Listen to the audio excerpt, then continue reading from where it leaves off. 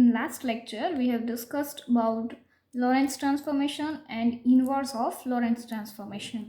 That કે જો આપણી પાસે લોરેન્સ ટ્રાન્સફોર્મેશન છે તો એનું ઇન્વર્સ ટ્રાન્સફોર્મેશન જે મળે છે એ અગેન આપણને લોરેન્સ ટ્રાન્સફોર્મેશન મળે છે. આવું આપણે પ્રૂવ કર્યું હતું. તો આજે આપણે આ લેક્ચરમાં in this lecture we are going to discuss about the invariance of wave equation under Lawrence transformation. કે જો આપણી પાસે વેવ ઇક્વેશન છે તો એ લોરેન્સ ટ્રાન્સફોર્મેશનમાં ઇન્વેરિયન્ટ રહે છે કે નહીં એ આપણે ચેક કરવાનું છે. Let S and S dash be two inertial frames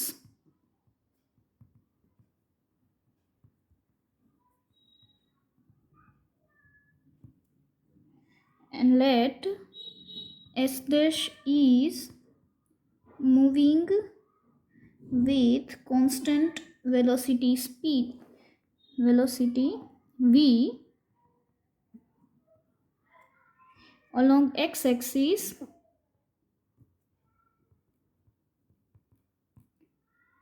with respect to S frame.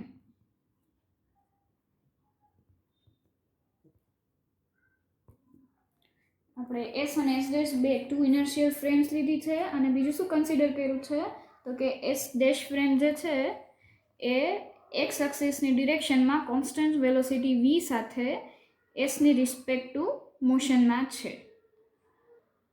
આપણે વેવ ઇક્વેશનની ઇન્વેરિયન્સ છે એ લોરેન્સ ટ્રાન્સફોર્મેશનમાં સ્પેશિયલ લોરેન્સ ટ્રાન્સફોર્મેશનમાં ચેક કરવાની છે. તો એસ અને એસ ડેશ ફ્રેમ છે એ બે કેનાથી કનેક્ટ થયેલી હોય Lorentz transformation thi. So the coordinate transformation is given by x dash is equal to beta into x minus vt, y dash is equal to y, z dash is equal to z, and t dash is equal to beta into t minus vx upon c square.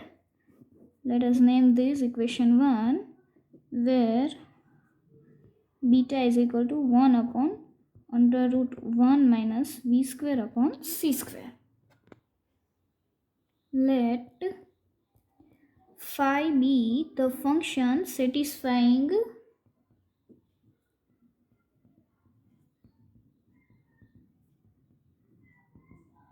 wave equation in S frame.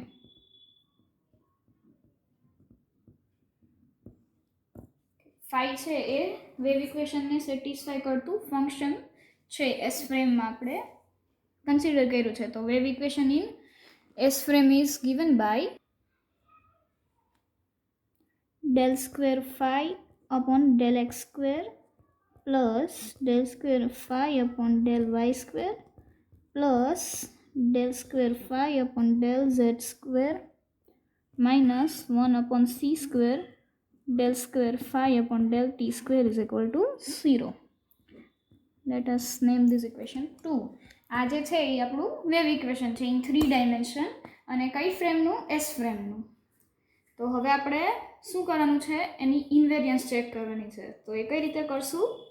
Now we will show that phi satisfy the wave equation in S dash frame. S dash ફ્રેમમાં આ phi છે એ wave ઇક્વેશનને satisfy કરે છે એવું આપણે સાબિત કરશું. તો હવે by elementary differential calculus we have del phi by del x is equal to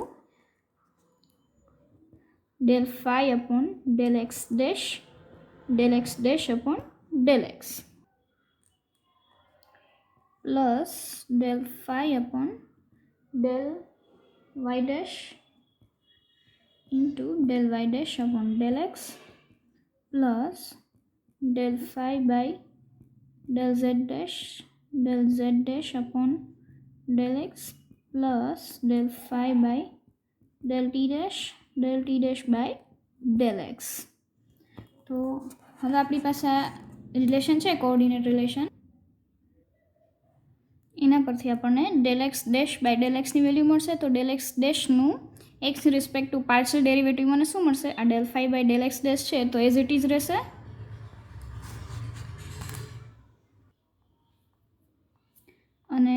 x ડેશનું એક્સની રિસ્પેક્ટ ટુ પાર્શિયલ ડેરિવેટિવ એટલે બીટા ઇન્ટુ એક્સનું del x by del x એટલે 1 થઈ જાય એટલે એનો આન્સર મને મળશે બીટા અને ટીનું 0 પ્લસ વાય ડેશનું એક્સની respect to partial derivative 0 similarly z ડેશનું partial derivative with respect to x પણ 0 અને અહીંયા ટી ડેશમાં આપણને શું મળશે beta into V upon C square minus of beta into V upon C square into del phi by del T dash beta into V upon C square અને આને આપણે del phi by del x હવે આને આપણે ખાલી ઓપરેટરમાં લખવું હોય તો આપણને શું કઈ રીતે લખી શકાય અને or we can write this as del by del x is equal to beta into del by del x dash minus beta into V upon C square del by del T dash આને આપણે equation number 3 નામ આપી દઈએ આ બંને equation છે એનું નામ આપણે ઇક્વેશન 3 કહીએ. હવે આપણે ફાઈનું પાર્શિયલ ડેરિવેટિવ કરશું વિથ રિસ્પેક્ટ ટુ વાય તો આપણને શું મળશે del phi by del Y is equal to del phi by del x dash by del Y plus del phi upon del Y dash upon del y plus del phi by del z dash upon del y plus del phi by del t dash upon del y.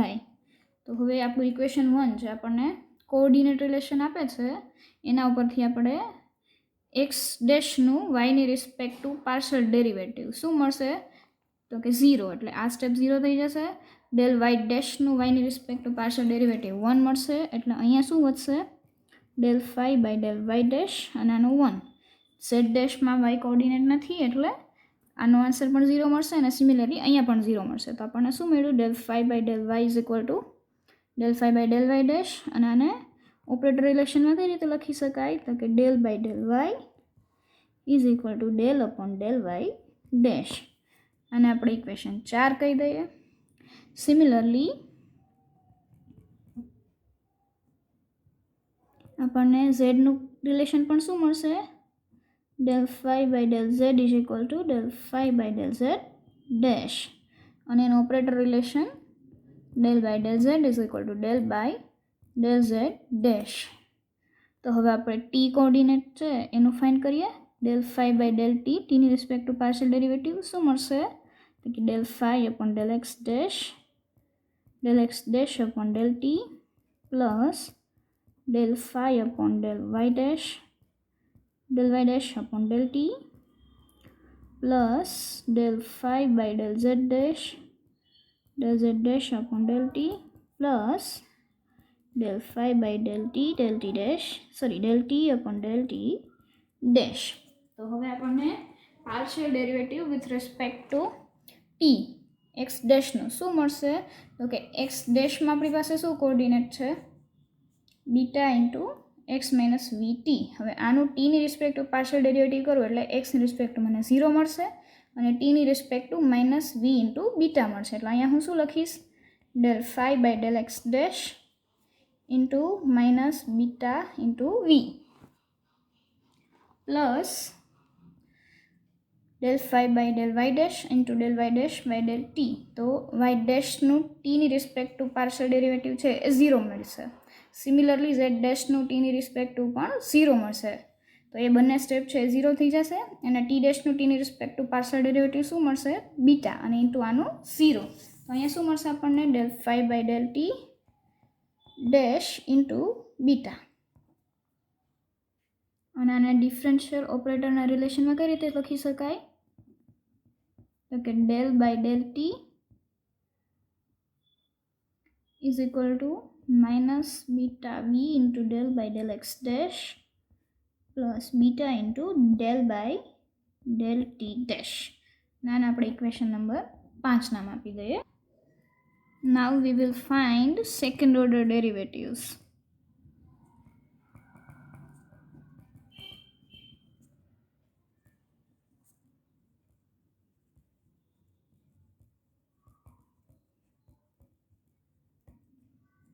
તો સૌથી પહેલાં આપણે del square phi upon del x સ્ક્વેરની value find કરીએ. આને કઈ રીતે લખી શકાય? Del by del x into del phi by del x. તો આપણી પાસે del phi by del x અને ડેલ બાય ડેલ એક્સ બંનેની વેલ્યુ છે ઇક્વેશન 3ની અંદર. આ જે વેલ્યુ છે એ આપણી ડેલ ફાઈ બાય ડેલ એક્સની વેલ્યુ છે અને આ ઓપરેટર ડેલ બાય ડેલ એક્સની વેલ્યુ છે. તો આપણે બધી વેલ્યુ છે અહીંયા પુટ કરીએ તો આપણને શું મળશે? તો કે beta into del by del x dash minus beta v upon C square into del phi by del એક્સની વેલ્યુ શું છે? તો કે beta into del phi by del x dash minus beta V into c square del phi by del T dash. તો આ બંનેનું multiplication કરીએ તો આપણને આન્સર શું મળશે? Beta square into del square phi upon del x dash square minus 2 beta square V upon C square del square phi upon del x dash del T dash plus beta square v square upon C square c raise to 4 into del square phi upon del T dash square. અને આપણે equation 6 નામ આપી દઈએ. હવે આપણે del square phi upon del Y dash del Y સ્ક્વેરની value find કરશું. એટલે આ આપણને શું મળશે? Del by del Y of del phi by del Y. તો આની વેલ્યુ આપણી પાસે છે ઇક્વેશન 4ની અંદર. એ શું હતી?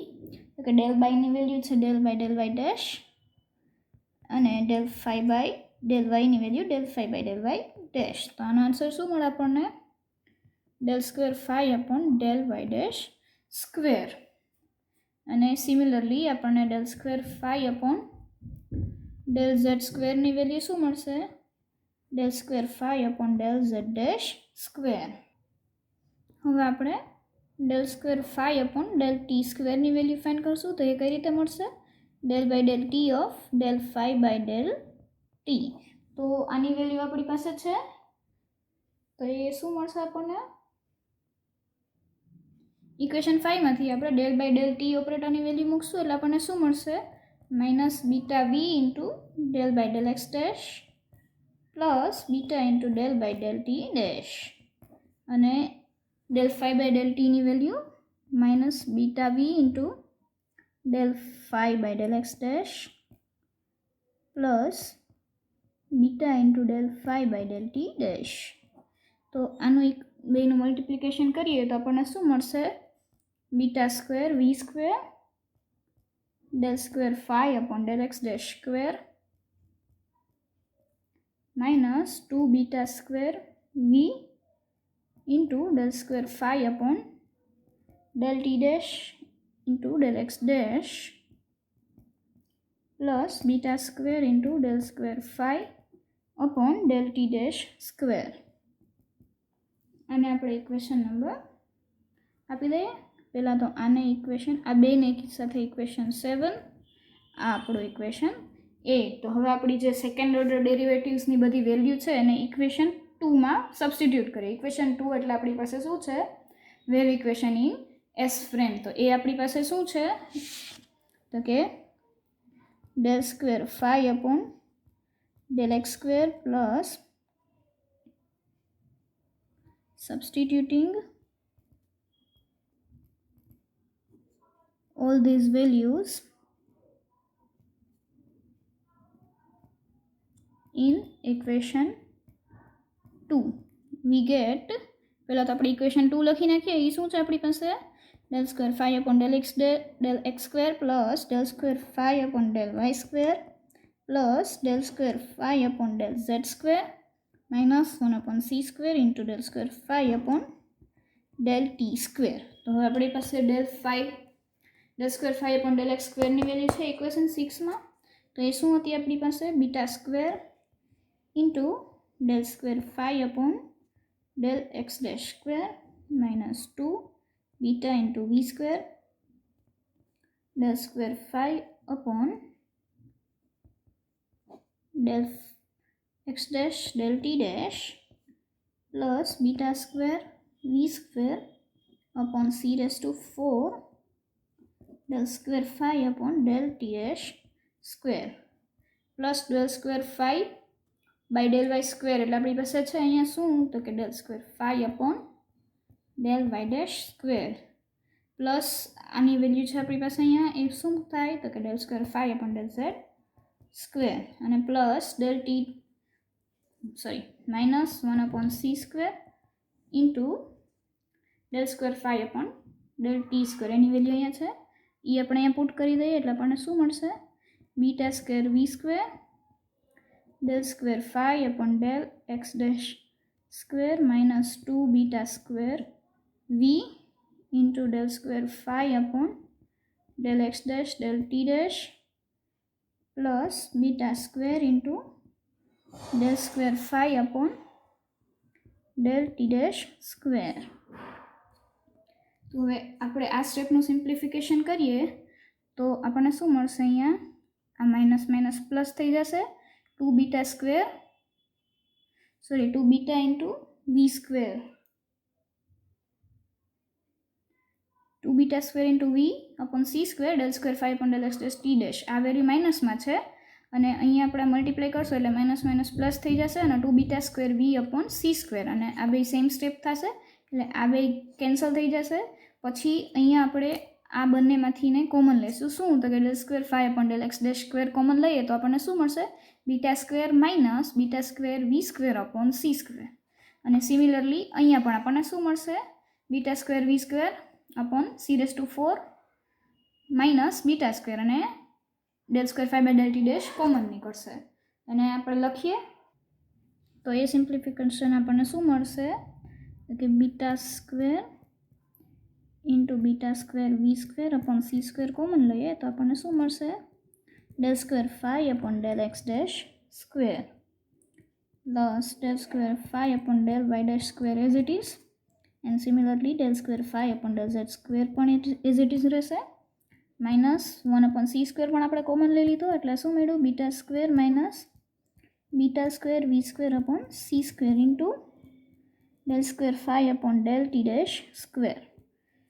તો હવે આપણી પાસે અહીંયા શું છે તો કે beta square minus beta square v square upon C square તો આમાંથી હું આવી રીતે લખી શકું બીટા સ્ક્વેર કોમન એટલે શું થાય એની વેલ્યુ 1 માઇનસ વી સ્ક્વેર અપોન સી સ્ક્વેર હવે બીટાની વેલ્યુ આપણી પાસે શું છે તો કે 1 upon 1 minus under root 1 minus વી સ્ક્વેર અપોન સી સ્ક્વેર હવે બીટાનો સ્ક્વેર હશે એટલે અંડર રૂટનો સ્ક્વેર એટલે મને આવું મળશે અને ઇન્ટુ આ સ્ટેપ મલ્ટીપ્લાઈડ એટલે શું મળશે 1 માઇનસ વી સ્ક્વેર અપોન સી સ્ક્વેર એટલે આ બે કેન્સલ થઈ જશે અને આનો આન્સર શું મળશે 1 તો અહીંયા આપણે આ વેલ્યુ જે છે એ અહીંયા શું બનશે હવે del square phi upon del x dash square plus del square phi upon del y dash square plus del square phi upon del z square minus 1 upon c square into del square phi upon del t dash square આ value આપણે કોના ઇક્વેશનમાં મળી કોના equal ટુમાં મળે છે તો કે S ફ્રેમના wave ઇક્વેશનમાં equal to તો હવે એ વેલ્યુ શું હતી 0 તો અહીંયા પણ ઇઝ ઇક્વલ ટુ આપણને શું મળશે 0 તો આ ઇક્વેશનને આપણે નામ આપીએ ઇક્વેશન 9 તો આ ઇક્વેશન આ પોતે શું છે તો કે એસ ડેશ ફ્રેમનું વેવ ઇક્વેશન અને એના ઇઝ ઇક્વલ ટુ આપણને શું મળ્યું 0 કોઈ એક્સ્ટ્રા ટર્મ મળતી નથી એટલે આ 0 મળે છે અને આનો મતલબ શું થાય કે જે વેવ ઇક્વેશન છે એ લોરેન્સ ટ્રાન્સફોર્મેશનની અંડરમાં ઇન્વેરિયન્ટ રહે છે સો from equation 9 we can say that or it is clear that the wave equation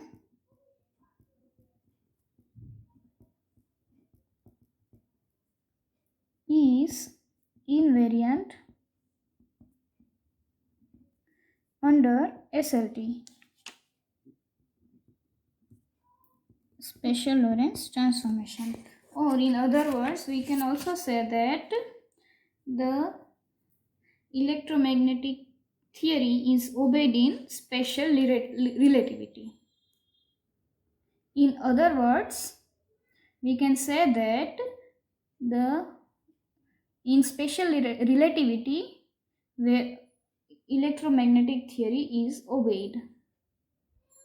કે અહીંયા જે વેવ ઇક્વેશન છે એ સેટિસ્ફાઈ થાય છે, તો એના પરથી આપણે શું કહી શકાય કે જે સ્પેશિયલ રિલેટિવિટી છે એની અંદર ઇલેક્ટ્રોમેગ્નેટિક થિયરી સેટિસ્ફાઈ થાય છે, એટલે special relativity satisfy the electromagnetic theory. So now we will show that the SLT reduces to SGT, or SGT is special case of SLT when V is very less than C. So let us start with SLT reduces to SGT, or SGT is special case of SLT when V is very less than C. આપણે આવું prove કરવાનું છે કે એસજીટી છે એ એસએલટી એટલે કે special ગેલેલિયન transformation છે એ special Lawrence ટ્રાન્સફોર્મેશનનો જ એક કેસ છે, અથવા તો સ્પેશિયલ લોરેન્સ ટ્રાન્સફોર્મેશન છે એ એસજીટીમાં રેડ્યુસ થાય છે. આ બે વસ્તુ ક્યારે શક્ય છે કે જો V is very less than C. So let us start with our proof. The equations of SLT are given by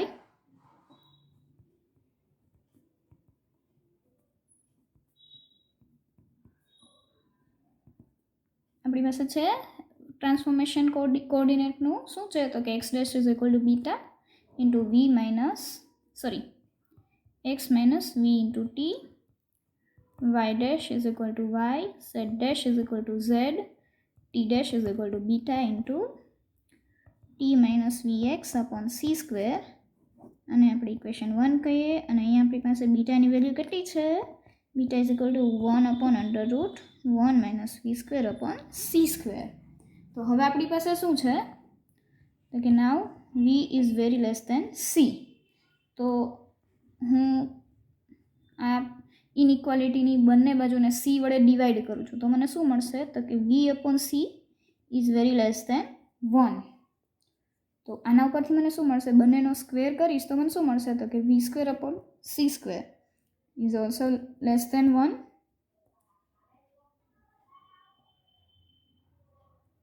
હવે આની વેલ્યુ છે એ વેરી લેસ દેન 1 છે, એટલે કે ઓલમોસ્ટ 0ની બરોબર હશે, એટલે આપણે આવી રીતે લખીએ V upon C square is approximately 0. તો બીટાની વેલ્યુ આપણી પાસે શું છે તો કે 1 અપોન અંડર રૂટ 1 માઇનસ વી સ્ક્વેર અપોન સી સ્ક્વેર. હવે જો આ વેલ્યુ ઓલમોસ્ટ 0 જેટલી છે તો શું મળશે આપણને, અંડર રૂટ 1 મળશે, તો 1 અપોન અંડર રૂટ 1 એટલે બીટાની વેલ્યુ આપણને કેટલી મળશે, એપ્રોક્સિમેટલી 1 જેટલી. તો આના ઉપરથી હવે ઇક્વેશન 1 લખીએ તો આપણને શું મળશે, now equation 1 reduces to x dash is equal to બીટાની વેલ્યુ આપણી પાસે 1 છે એટલે x માઇનસ વીટી વધશે, પછી y ડેશની વેલ્યુ શું મળશે y, અને z ડેશની વેલ્યુ મળશે આપણને z. હવે t ડેશની વેલ્યુ બીટા 1 છે, અને અહીંયા t ઇન્ટુ વી અપોન સી સ્ક્વેર, વી અપોન સી સ્ક્વેર. તો વી અપોન સી સ્ક્વેરની વેલ્યુ આપણે અહીંથી ફાઇન્ડ કરીએ. વી આપણે આ વીને V square upon C square કર્યો, તો એના બદલે આપણે ખાલી V upon C square consider કરીએ તો એની વેલ્યુ પણ જે છે એ આપણને એપ્રોક્સિમેટલી 0 જ મળશે. તો વી અપોન સી સ્ક્વેર 0 થઈ ગયું, તો 0ની સાથે મલ્ટીપ્લાઈડ હશે એ આપણને 0 જ મળશે, એટલે ટી ડેશની વેલ્યુ પણ ટી મળી જાય. ઇક્વેશન 2 છે એ શું છે આપણને, સો the equation 2 is the transformation is special Galilean transformation.